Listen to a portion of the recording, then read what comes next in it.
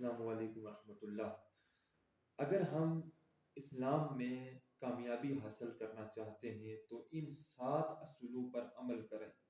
اگر ان 7 اصولوں پر ہم عمل کریں گے تو اللہ تعالی ہمیں صرف دنیا میں نہیں بلکہ دنیا اور آخرت میں ہمیں کامیابی عطا فرمائے گا۔ تو یہ 7 اصول اپنی زندگی کا آج سے ہی حصہ بنا لیں، اپنے اندر ان کو موجزن کر لیں، اپنے ان جو 7 اصول ہیں ان کو اپنے سینے کے اندر جگہ دیں اور ہر وقت ان پر عمل کرنے کی کوشش کریں تاکہ اللہ تعالی ہمیں دنیا میں بھی کامیابی عطا فرمائے اور آخرت میں بھی اللہ تعالی ہمیں کامیابی عطا فرمائے۔ اس کی اگر دیکھا جائے تو یہ اس کو کہتے ہیں سیلف ڈیولپمنٹ کہتے ہیں کہ اپنی ذاتی ترقی ہم کیسے حاصل کر سکتے ہیں، کامیابی کیسے حاصل کرتے ہیں اور کس طرح ہمیں کامیابی حاصل ہو سکتی ہے اسلام کے اندر۔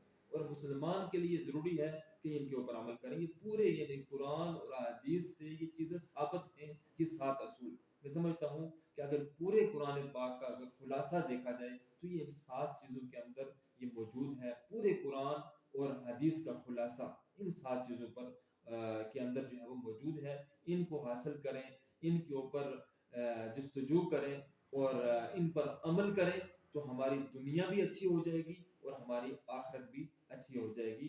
اگر ہم کامیابی چاہتے ہیں، اگر ہم مقام چاہتے ہیں، دنیا اور آخرت میں مرتبہ چاہتے ہیں، عزت چاہتے ہیں، جاہ و جلال چاہتے ہیں، عروج چاہتے ہیں، اگر بلندی چاہتے ہیں تو ہمیں ان 7 چیزوں پر عمل کرنا اشد ضروری ہے۔ اس کے بغیر نہ عزت ملے گی، نہ مقام ملے گا، نہ مرتبہ ملے گا، نہ ہی کوئی عروج اللہ تعالی ہمیں عطا کرے گا اور نہ دنیا اور آخرت میں اللہ تعالی ہمیں کامیابی عطا فرمائے گا۔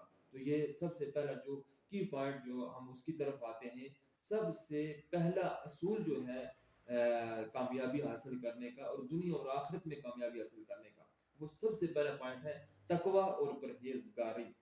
انسان جو مسلمان ہے اس کے اندر جب تک اللہ تعالیٰ کا ڈر اور خوف نہیں ہوگا تو وہ کسی صورت میں بھی کامیاب نہیں ہو سکتا۔ سب سے پہلے ہمیں اللہ کا ڈر اور خوف ہمارے دل کے اندر ہونا چاہیے، تب ہم کامیاب ہو سکتے ہیں اور تب ہمیں دنیا اور آخرت میں کامیابی مل سکتی ہے۔ اللہ تعالیٰ نے قرآن پاک کے اندر ارشاد فرمایا، سورۃ الحجرات ہے، ان اکرمکم عند اللہ اتقاکم، بے شک میرے نزدیک سب سے زیادہ عزت والا، احترام والا، مقام والا، مرتبے والا وہ ہے جو مجھ سے زیادہ ڈرنے والا ہے، یا میرے بارگاہ میں زیادہ متقی ہے، پرہیزگار ہے، وہ میرے نزدیک سب سے زیادہ عزت والا ہے۔ تو اگر اللہ تعالیٰ کے نزدیک ایک مسلمان عزت والا ہے تو وہ عوام اور لوگوں کے سامنے بھی عزت والا ہے، اس میں کوئی شک نہیں ہے۔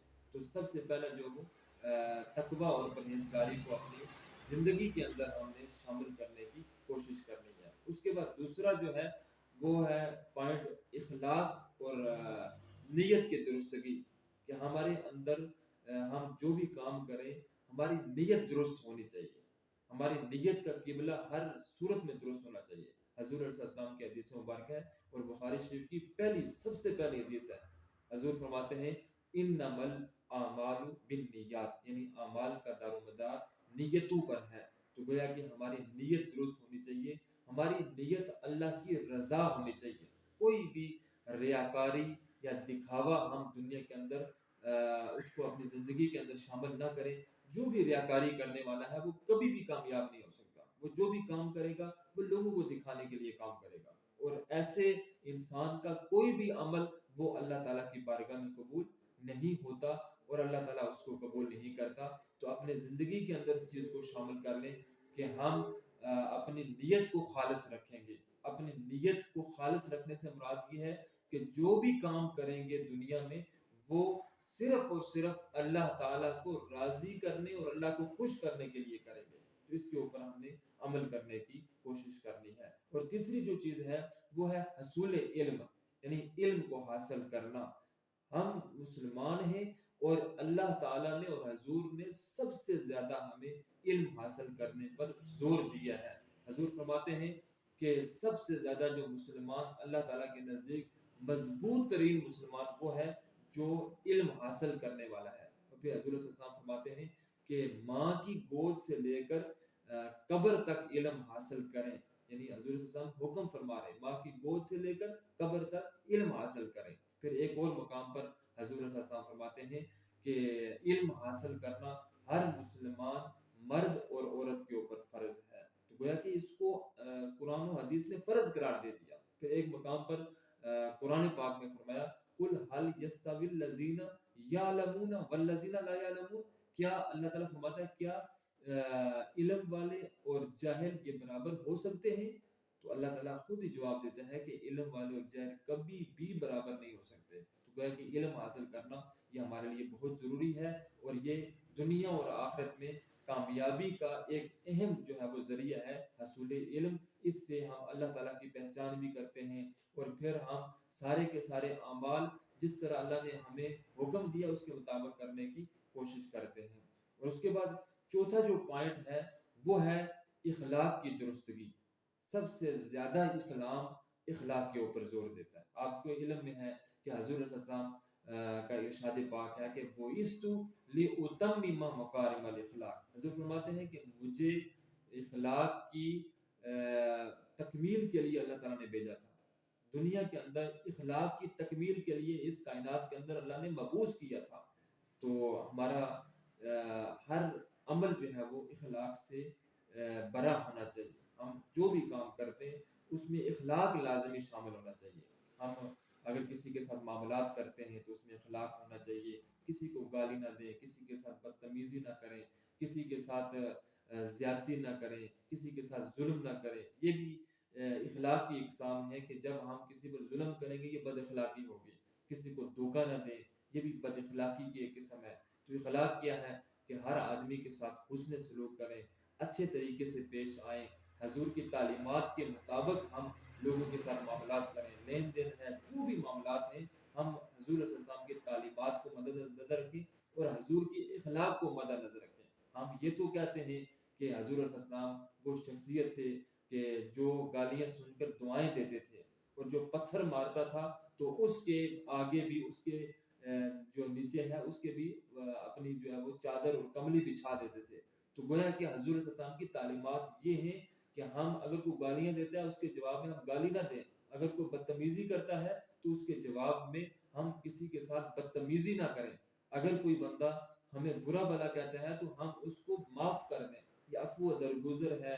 اور یہ ساری چیزیں جو ہے وہ اخلاق کا حصہ ہیں، تو ہمیں اس کو اپنانے کی حد الامکان کوشش کرنی چاہیے۔ اس کے بعد پانچویں جو چیز ہے وہ ہے وقت کی پابندی۔ ایک مسلمان ہو اور وہ وقت ضائع کرنے والا ہو، ایک مسلمان ہو اور وہ وقت کی قدر نہ کرے، یہ ناممکن سی چیز ہے۔ مسلمان وہ ہے جو وقت کی ہمیشہ قدر کرتا ہے۔ اور آپ کو یقیناً جو ہے وہ اس میں آپ کو بڑے اچھے طریقے سے اچھے انداز سے یہ چیز معلوم ہوگی کہ اللہ تعالیٰ نے اپنی عبادات کا جو وقت مخصوص کیا اس لیے کہ انسان کو وقت کی قدر کرے۔ فجر کی نماز ہم نے طلوع آفتاب سے پہلے پڑھنی ہے، ظہر کی نماز ہم نے کس وقت پڑھنی ہے، عصر کی کس وقت پڑھنی ہے، سورج غروب ہونے سے پہلے ادا کرنی ہے، مغرب کی نماز سورج غروب ہونے کے بعد پڑھنی ہے۔ یہ کیوں، کس وجہ سے؟ یعنی ہم جس وقت بھی عبادت کریں، نماز پڑھیں، سجدہ کریں تو ہم نے اللہ کو سجدہ کرنا ہے، اللہ کی عبادت کرنی ہے۔ لیکن اس کے باوجود بھی اللہ تعالیٰ نے کچھ اصول اور ضابطے مقرر کیے۔ وہ کس وجہ سے مقرر کیے؟ کہ تاکہ ہمیں وقت کی قدر معلوم ہو، کہ ہم وقت کی قدر کریں کہ فجر کی نماز اگر طلوع آفتاب کے بعد پڑھیں گے تو وہ قضا ہو جائے گی، حالانکہ نماز تو اللہ کی ہے، ہم نے اس کے بعد بھی اللہ کو سجدہ کرنا ہے۔ لیکن اللہ تعالیٰ نے جو اصول بنائے ہیں کہ ہر انسان وقت کی قدر کرے، سستی نہ کرے، کاہلی نہ کرے، اور کسی قسم کی جو ہے وہ وقت کو ضائع نہ کرے۔ اور یہ وقت انسان کے پاس ہے جو اگر اچھے طریقے سے گزاریں گے تو انسان کامیاب ہے، اگر اس وقت کی قدر نہیں کریں گے، سستی کریں گے، کاہلی کریں گے، سو کر گزاریں گے اور اکتاہٹ کے ساتھ گزاریں گے تو اور مسلمان کا خاصہ یہ ہے کہ وہ اپنا ایک لمحہ یعنی ایک منٹ بھی وہ ضائع نہیں کرتا۔ تو ہمیں اپنے وقت کی قدر کرنی چاہیے، ان کو اچھے کاموں میں صرف کرنا چاہیے۔ اور پانچویں جو چیز ہے وہ ہے شکر گزاری۔ ہم اللہ تعالیٰ کا دنیا کے اندر ہم شکر ادا کریں، ہمیں کوئی بھی معاملہ پیش ہو، ہمیں کسی بھی قسم کی مسائل ہو، ہم غم میں ہیں، تکلیف میں ہیں، خوشی میں ہیں، سکون میں ہیں یا تکلیف میں، کسی وجہ سے ہم کسی بھی صورت میں اللہ تعالیٰ کی ناشکری نہ کریں۔ ہم یہ نہ کریں کہ اے اللہ تو نے یہ کیا کر دیا ہے، تو نے یہ کیا کر، تو نے میرے ساتھ ہی نعوذ باللہ یہ ظلم کرنا تھا۔ تو اس طرح ناشکری کے کلمات اپنی زبان سے کسی بھی صورت میں ادا نہ کریں۔ یہ جو ناشکری ہوتی ہے وہ اللہ تعالیٰ سے ہمیں دور کرتی ہے، اور شکر گزاری جو ہے اپنی زندگی میں شکر گزاری کو شامل کریں۔ اگر غم ہے تو پھر بھی اللہ تعالیٰ کا شکر ادا کریں کہ اللہ اگر تو اس پر راضی ہے تو میں تیرا شکر ادا کرتا ہوں، اگر خوشی ہے تو پھر بھی اللہ کا شکر ادا کریں۔ تو اللہ سے یہ دعا کریں کہ اللہ تو اگر اس پر راضی ہے تو میں پھر بھی تیری اس رضا پر راضی ہوں۔ تو گویا کہ ہمیں ہر جو لمحات ہیں، زندگی کے لمحات ہیں، چاہے کچھ بھی معاملات پیش آئیں ہمارے ساتھ، تو ہم ناشکری نہ کریں، ہم اللہ تعالیٰ کا ہر وقت شکر ادا کریں اور اللہ تعالیٰ کی شکر گزاری کرتے رہیں۔ اور اس طرح اللہ تعالیٰ نے قرآن پاک میں بھی ارشاد فرمایا کہ لَإِن شَكَرْتُمْ لَأَزِيدَنَّكُمْ، اگر تم شکر ادا کرو گے تو میں اپنی نعمتوں میں مزید اضافہ کر دوں گا، یعنی میں اپنی نعمتیں مزید زیادہ کر دوں گا۔ تو شکر گزاری ہماری زندگی میں لازماً شامل ہونا چاہیے۔ اس کے بعد جو ساتویں چیز ہے، جو آخری چیز ہے، وہ ہے کہ جسمانی صحت۔ اس جسمانی صحت کے اوپر زور دینا۔ دیکھیے ہم جب عبادت کرتے ہیں ہمارا جسم ٹھیک ہوگا تو ہماری عبادت درست ہوگی، ہم عبادت کر سکیں گے۔ اگر ہمارا جسم ہمارا تندرست نہیں ہوگا تو ہم کسی بھی قسم کی عبادت نہیں کر سکیں گے، ہم کسی کے ساتھ اچھا سلوک نہیں کر سکیں گے، ہم کسی کی مدد نہیں کر سکیں گے، ہم کسی کے ساتھ تعاون نہیں کر سکیں گے۔ تو جسمانی صحت بھی انسان مسلمان کے لیے بہت ضروری ہے۔ تو اپنی جسمانی صحت پر اس کا خیال رکھنا ہمارے لیے بڑا ضروری ہے۔ جسمانی صحت کے حوالے سے یہ ہے کہ اللہ تعالیٰ نے بے شمار ایسی چیزیں جو ہمارے جسم کے لحاظ سے ہمارا نقصان دہ تھی تو وہ اللہ تعالیٰ نے ہمارے اوپر حرام کر دی ہے، اور جو ٹھیک چیزیں تھی، جو اچھی چیزیں تھی ہمارے سے جن سے ٹھیک ہو سکتی تھی، تو ان کو ہمارے لیے جائز قرار دے دیا، حلال قرار دے دیا۔ تو اللہ تعالیٰ بھی اس جسمانی صحت پہ بڑا زور دیتا ہے، کوئی ایسی چیز نہ کھائیں جو ہماری صحت کے لیے مضر ہو، جو ہماری صحت کو نقصان دے، اور کسی ایسی چیز کا استعمال نہ کریں جس سے ہماری صحت جو ہے وہ بگاڑ کا شکار ہو۔ اور اس جسمانی صحت کے اندر یہ بھی چیز شامل ہوتی ہے، زیادہ پریشانیاں اپنے سر پر سوار نہ کریں، ڈپریشن کے اندر نہ جائیں۔ پھر اس طرح انسان ہر قسم کی بے شمار قسم کی بیماریوں کا شکار ہوتا ہے، جیسے شوگر ہے، بلڈ پریشر ہے۔ اس کی بنیادی جو وجہ ہے وہ کوئی غذا نہیں ہے، بلکہ انسان زیادہ سوچتا ہے، انسان زیادہ جو ہے وہ اپنے ذہن پر کو پریشانیاں سوار کرتا ہے، جس کی وجہ سے انسان جو ہے وہ اس طرح کی بیماریوں کا اور موذی بیماریوں کا شکار ہو جاتا ہے۔ تو جسمانی صحت کے اوپر بھی زور دیں، وہ کھانے کھائیں جو حلال ہیں، جن کو اللہ تعالیٰ نے ہمارے اوپر حلال قرار دیا ہے، اور وہ کھانے نہ کھائیں جن کو اللہ تعالیٰ نے ہمارے اوپر حرام کیا۔ اس سے انسان کی صحت خراب ہوتی ہے، اور اللہ تعالیٰ ہمارے فائدے کے لیے کوئی کام کرتا ہے، ہمارے نقصان کے لیے کوئی کام نہیں کرتا۔ تو جسمانی صحت کا بھی خیال رکھیں۔ ان چیزوں کے اوپر یہ جو 7 پوائنٹ ہیں ان کے اوپر عمل کریں۔ یقیناً میں یہ 7 پوائنٹ جو ہے وہ یہ سارے کے سارے جو ہے وہ میں سمجھتا ہوں کہ یہ پورے قرآن پاک کا خلاصہ ہیں۔